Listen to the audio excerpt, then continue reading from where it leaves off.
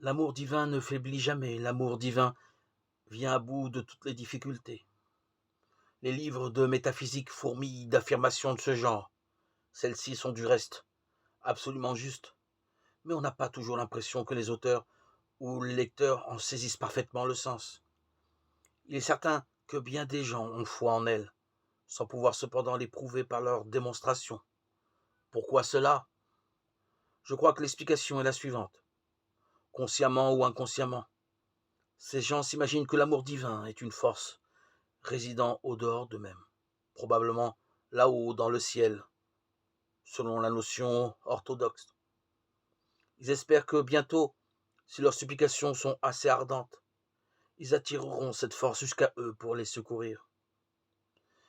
Ils ne voudraient pas admettre en général qu'ils entretiennent des pensées de ce genre, mais je crois tout de même qu'ils sont influencés par une idée fort semblable. En fait, cette force extérieure n'existe pas. Ils ne peuvent par conséquent recevoir de l'aide de cette manière. En ce qui nous concerne, le seul endroit où nous puissions découvrir l'amour divin, c'est dans notre cœur. Tout amour ne résidant pas dans notre cœur n'existe pas pour nous et ne peut donc nous affecter d'une manière quelconque. Nous n'avons qu'une chose à faire, remplir notre cœur d'amour divin en y pensant, en le sentant, en l'exprimant.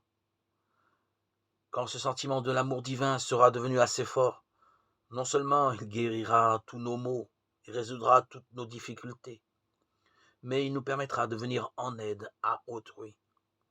Telle est la loi de l'être. Personne ne peut la modifier.